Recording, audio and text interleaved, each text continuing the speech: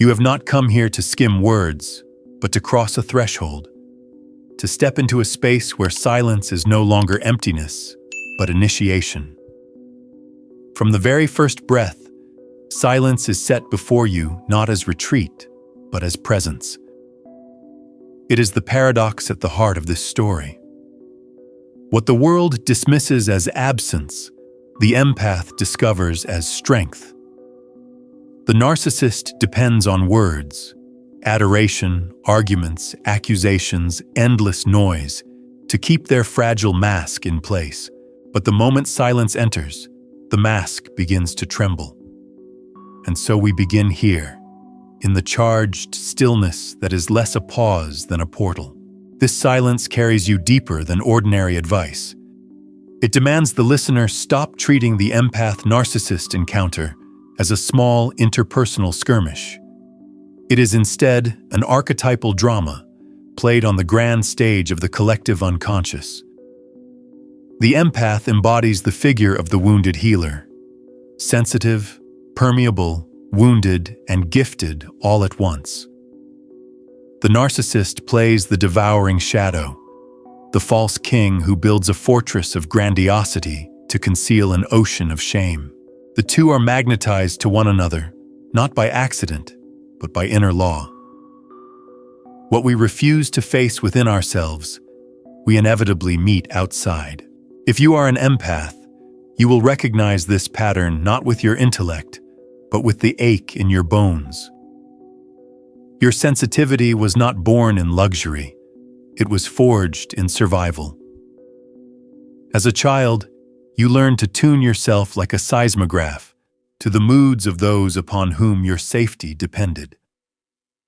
Every silence at the dinner table, every storm behind closed doors, every sigh carried meaning. You became the antenna, believing that if you could soothe or appease, you might earn love or at least avoid harm. That antenna is what draws you into the orbit of the narcissist, for their hunger resonates with your earliest lessons. The narcissist, by contrast, is a being in flight from the void inside. Their grandiosity is not power, but panic. Silence terrifies them because it exposes the hollowness behind the mask. They seek mirrors, not partners. They demand worship, not intimacy. In you, the empath, they find the perfect mirror, a heart tuned to the cries of others, willing to reflect their imagined radiance. And here the tragedy begins. In giving endlessly, you begin to lose yourself, pouring your light into a vessel riddled with holes. But paradox lives here. For the very tool you fear, silence, is also your shield. Silence is not cowardice. It is not passive withdrawal. It is a vessel, a container, a dark moon that refuses to reflect borrowed light. When you cease to feed the narcissist's illusions, when you withhold the mirror, their fortress rattles. To them, silence is unbearable. To you, silence is sanctuary, a place where the soul breathes again and remembers its own center. This silence is not the hush of submission. It is the silence of initiation. Think of myth. Persephone descending into the underworld, tasting the pomegranate seed, no longer naive but sovereign. The empath who chooses silence is no longer merely a victim, but one who knows the kingdom of shadows and yet claims their own authority. Without words, you say, "I will not lend you my light so you can flee your darkness." In this moment, silence is both refusal and affirmation, both shield and path. Dreams echo this mystery. Have you ever dreamed of trying to scream but no sound comes? This muteness is not weakness. It is the psyche admitting that some truths cannot be spoken, only endured, integrated. When you wield silence in waking life, you embody this symbol. The narcissist, who thrives on verbal combat, finds themselves disarmed. They cannot twist what is not spoken. Silence slips through their grasp like smoke, exposing what they had tried to bury. And yet, do not imagine silence is easy. For the empath, the deepest wound is not anger but abandonment. The impulse is always to explain, to justify, to reach once more in hope of being loved. Silence asks you to resist that impulse, to break the cycle, to realize that you are not merely a character in the nightmare, but the dreamer who can choose another ending. This is where the path of individuation begins. It is not rejection of others, but integration of what was split inside. Silence allows repressed parts to surface. Your anger, your boundaries, your right to exist apart from another's demands. In choosing silence, you step into the archetype of the warrior. Without striking, you wield a sword hidden in the air. It cuts without spilling blood, defends without motion. And so this first threshold establishes the terrain. Silence is not absence but presence. It is not passivity but power. It is not rejection but return. This is the first secret. Silence, wielded consciously, stops being a wound and becomes a weapon of truth. It exposes illusion, it preserves your energy, and it summons the forgotten parts of your soul back into the circle of self. To carry silence like this is to step into a new rhythm of being. It does not mean you will never speak again. It means your voice will no longer be enslaved to the hunger of others. Silence becomes your shield until the right voice emerges. As we move forward, we will watch this silence unfold, not only as defense but as initiation. Through myth, through dreams, through the inner descent that leads to wholeness. The journey has only begun. The silence that begins as refusal soon deepens into dissent. If the opening threshold revealed that silence is not emptiness but power, this next stage takes us further inward, into the cavern where myths and dreams converge. Silence becomes the empath's initiation, a trial no less profound than those found in the old stories where heroes walked into the underworld. It is here that the empath realizes they are not simply confronting another person's hunger, but their own unfinished tale. The figure of Persephone echoes through this descent. Taken into darkness, confronted with shadows, holding the pomegranate seed that marks a turning point between naivety and sovereignty. So too the empath. Silence pulls you beneath the surface of habitual giving and compulsion to explain. At first it feels like a tomb, unbearable and cold. Yet within that stillness lies the seed of rebirth. This is not silence of cowardice, but of metamorphosis. The willingness to face what words have always avoided.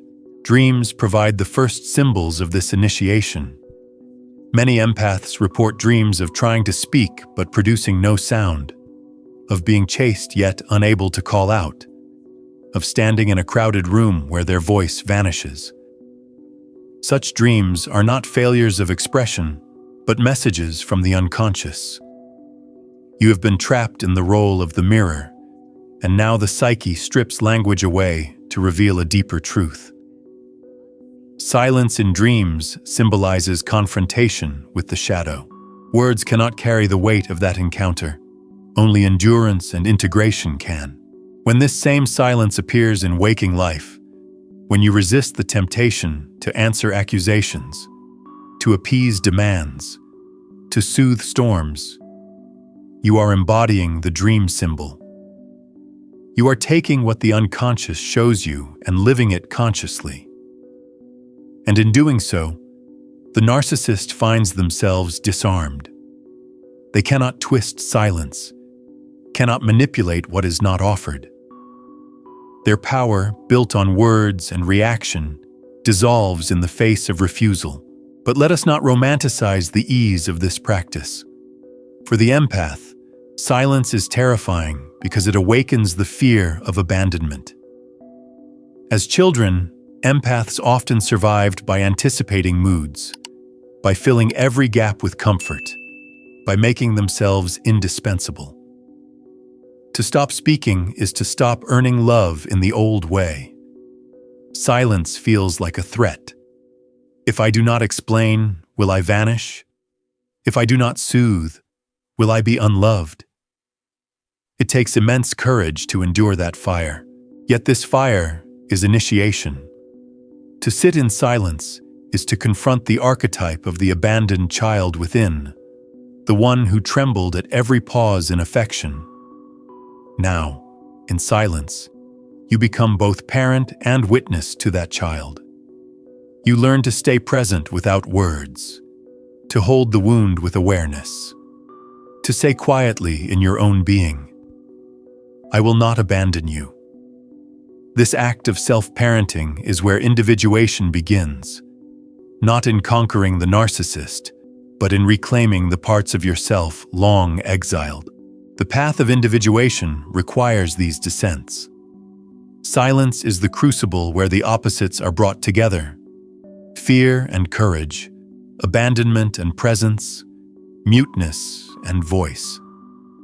By refusing to play the archetypal script of endless explanation, you step outside the role of victim and enter the role of dreamer. You are no longer compelled to repeat the nightmare. You are learning to write another ending. In myth, descent is always followed by return, but the return is impossible without the underworld. Think of Orpheus, who ventured into Hades with only his music. Think of Christ silent before accusers, or the Buddha unmoving beneath the Bodhi tree. These silences are not avoidance, but confrontation with depth. To choose silence before the narcissist is to enact the same pattern. It is an archetypal initiation, not a social tactic. From this perspective, silence is no longer just reaction. It becomes dialogue with the unconscious. It becomes a ritual that collapses the theater of words and exposes what lies beneath.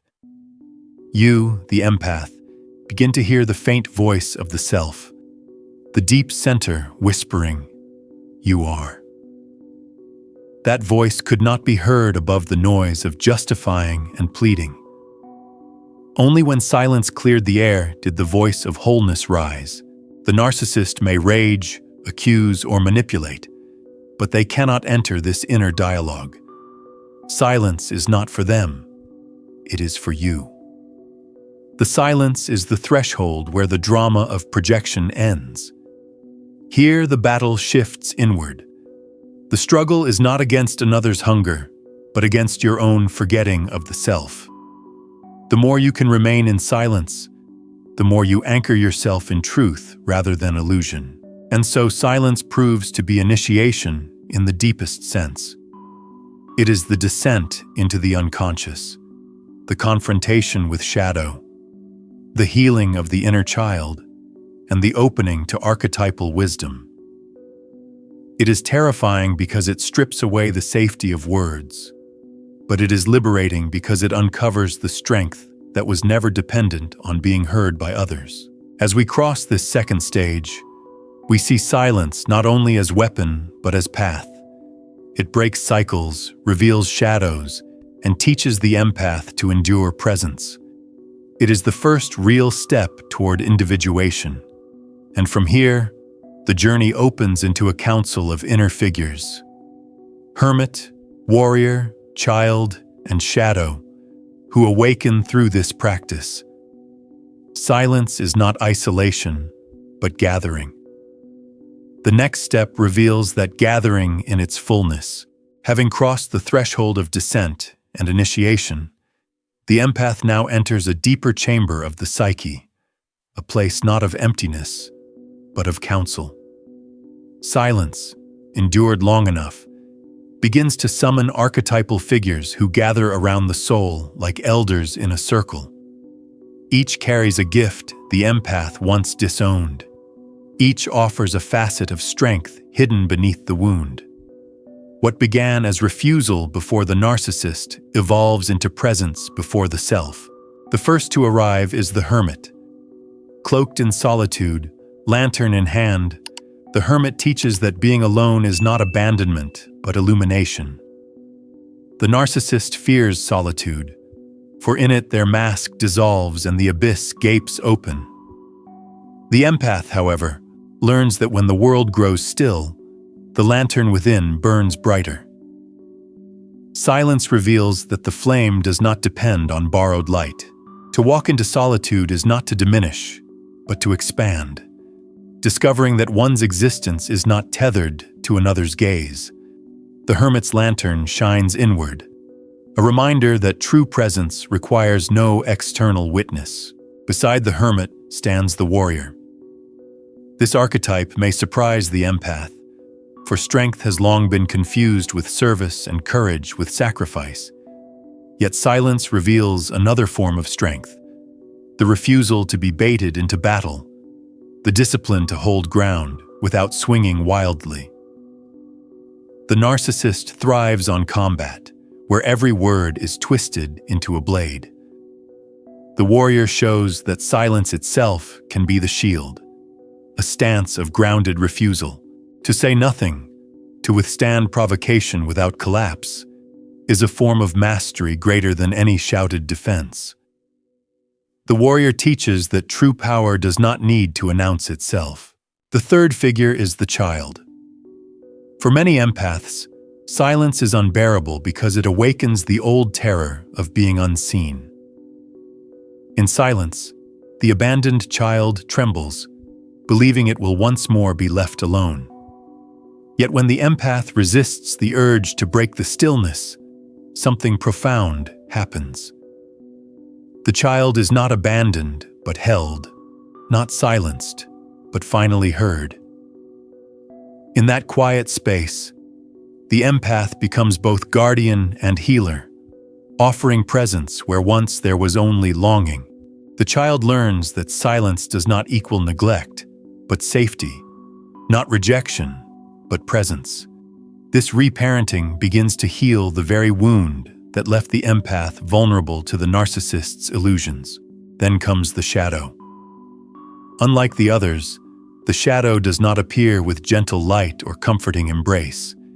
It arrives as rage, bitterness, unspoken boundaries, even fantasies of revenge.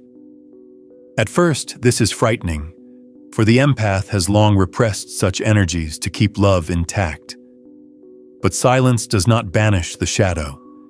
It makes room for its voice, a voice that does not speak in words, but in surges of energy.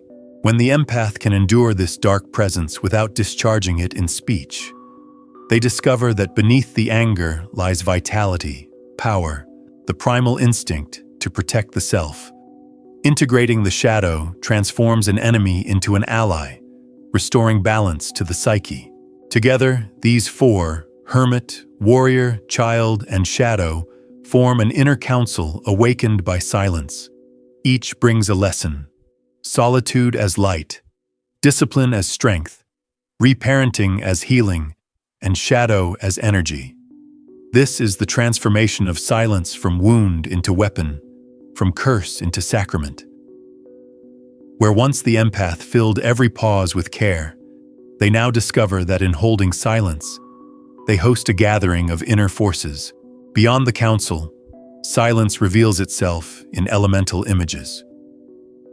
Night, long feared as the realm of loneliness and death, becomes a symbol of renewal.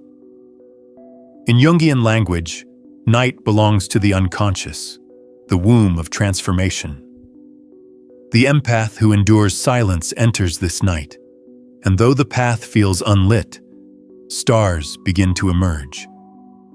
The narcissist dreads this night, for it strips away the persona, but the empath, if they persist, finds that night is not annihilation, but metamorphosis. Alchemy echoes this process.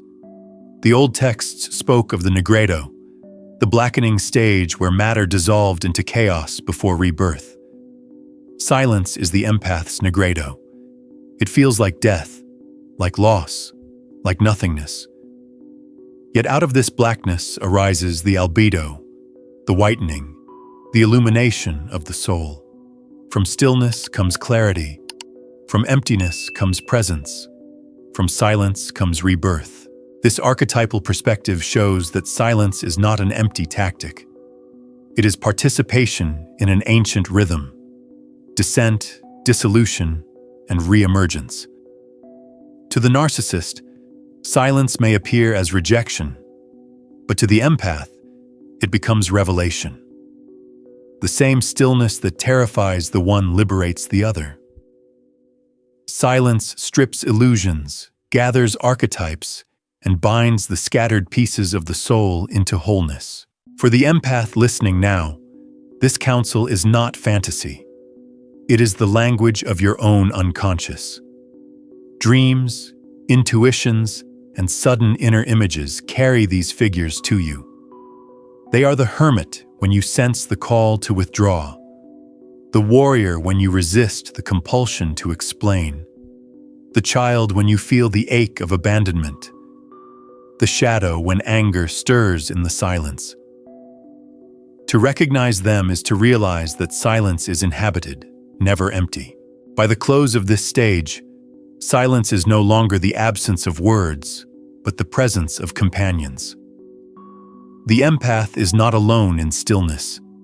They are surrounded by archetypes who lend strength, and this strength prepares them for the next metamorphosis, where silence does not only host a counsel, but becomes the cocoon in which old identities dissolve. Out of this cocoon, the empath will learn to emerge not as mirror or caretaker, but as sovereign being. Silence that once felt like exile now begins to show its true face. Metamorphosis.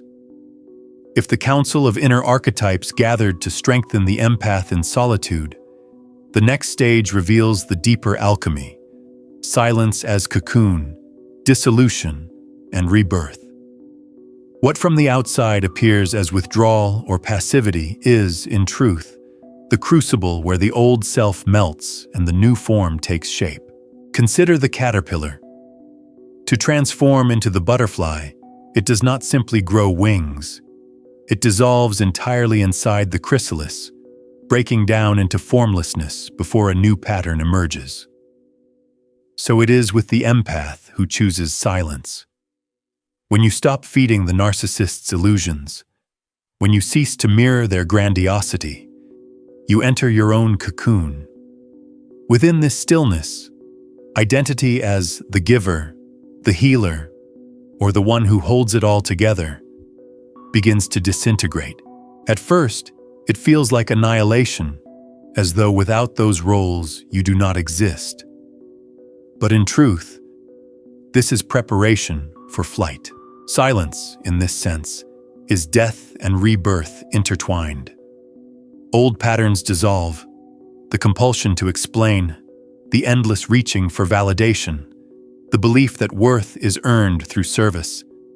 In their place arises a new presence, quiet, sovereign, whole. Where loneliness once loomed, solitude begins to shine. Loneliness is the shadow of silence. Solitude is its light. Passing through the shadow, the empath learns that being alone is not emptiness, but abundance, not punishment, but freedom. This transformation changes the very measure of worth. No longer is value tied to being needed, adored, or indispensable. Silence teaches that worth simply is. You are, and that is enough. This realization is not merely intellectual. It is lived in the stillness. When no one is watching, when no words are spoken, you remain, radiant in your own presence. The narcissist's hunger no longer defines your existence. Boundaries, once imagined as harsh walls, emerge from this new center as natural contours of being. Compassion no longer demands self-erasure. Instead, compassion flows with boundaries intact. You may still feel empathy for the narcissist's inner emptiness, but it no longer pulls you into sacrifice. It is compassion born of fullness, not desperation. Silence makes this shift possible. It breaks the illusion that love requires abandonment of self. Dreams often confirm this metamorphosis. Where once empaths dreamt of screaming without sound or being chased into silence, new images emerge. Oceans vast and wordless, houses rebuilt, flowers opening in stillness. These are symbols of rebirth, the psyche signaling that the cocoon has done its work. Silence is not annihilation, but womb, not void, but origin. In this stage, the empath discovers that silence is not only defensive but creative. It shapes a new rhythm of being. Silence to withdraw from illusion, speech to affirm truth. No longer is the voice reactive, tangled in arguments or pleas. When words return, they arise from a different place, the center, not the wound. This rhythm marks the transition from survival to sovereignty. The narcissist may interpret silence as cruelty, but that is their illusion. In reality, silence is the empath's liberation. It stops the cycle of projection and counterprojection, forcing the narcissist to face their own void while freeing the empath from compulsion. The empath emerges from the cocoon with a new authority, an authority not of domination, but of authenticity. As the cocoon stage unfolds, the empath experiences both fear and awe. Fear, because old identities dissolve. Awe, because the true self begins to emerge. What once seemed like weakness becomes the very condition for transformation. Silence ceases to be weapon alone and becomes a way of being, a steady sanctuary, a womb of rebirth, a shield that requires no explanation. Thus, the metamorphosis of silence leads directly to sovereignty. When worth is no longer tied to being needed, when compassion flows with boundaries, when silence is carried as both shield and womb, the empath becomes unassailable.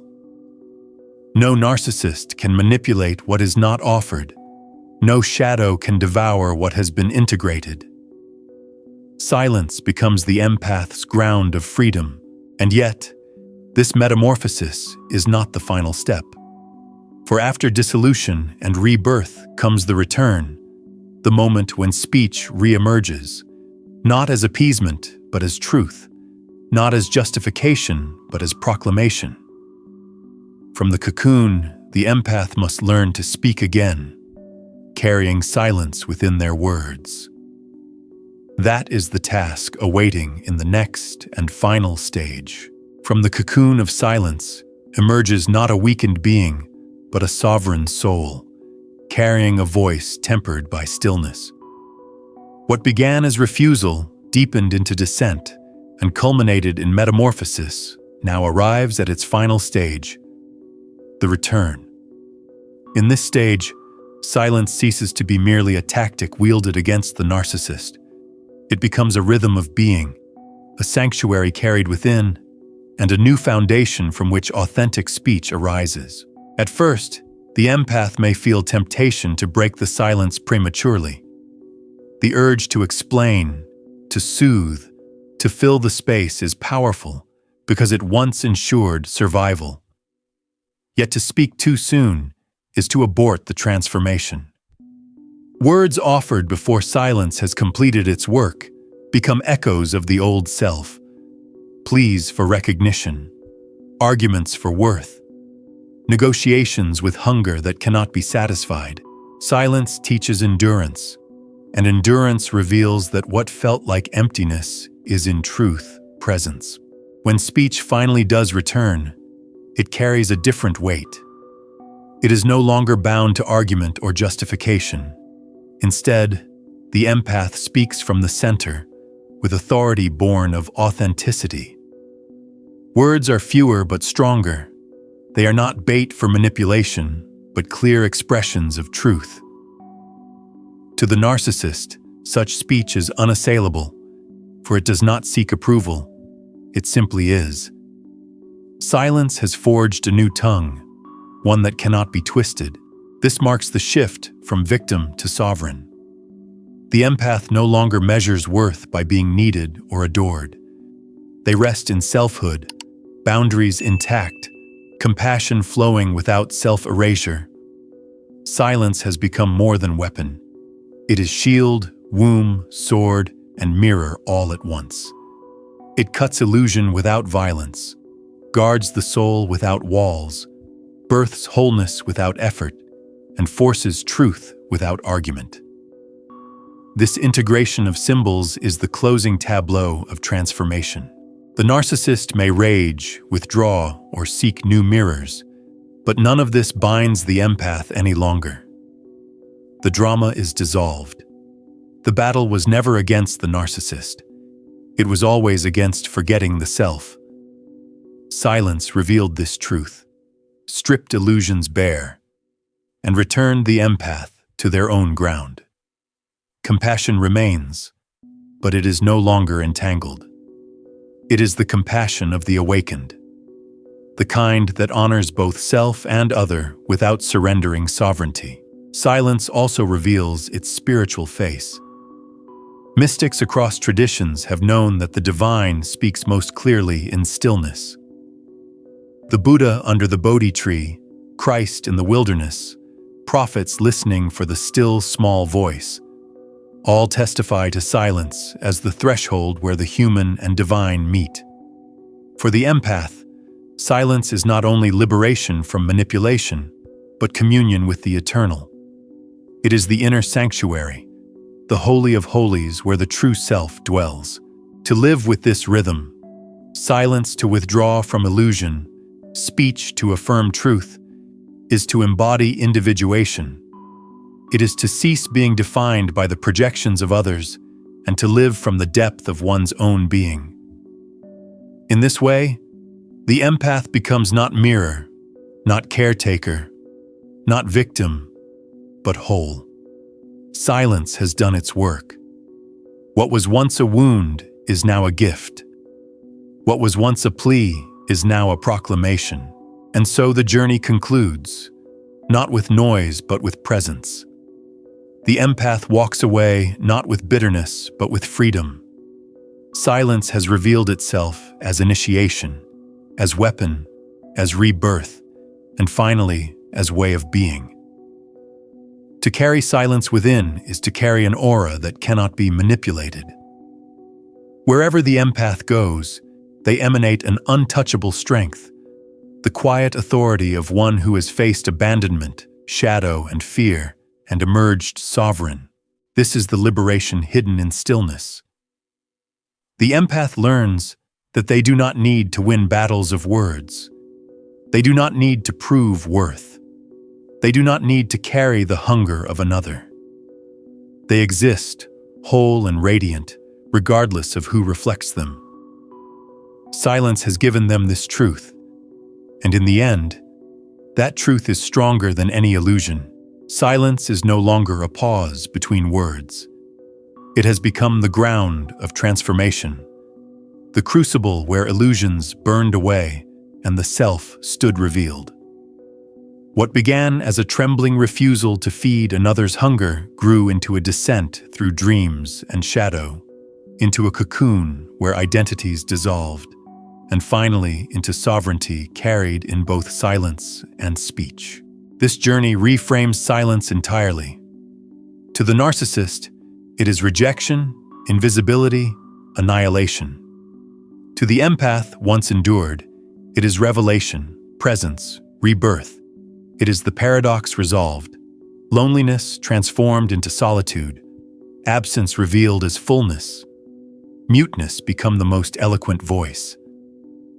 This paradox is not abstract but lived.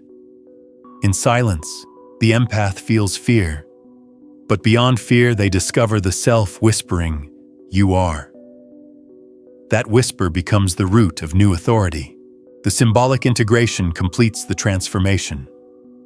Silence as sword cuts illusion without blood. Silence as shield guards against intrusion without aggression. Silence as womb gives birth to wholeness without striving. Silence as mirror forces truth without reflection of lies. This fourfold image shows why silence is not weakness but power, not retreat but return. The empath emerges carrying this power quietly. They no longer need to explain or prove.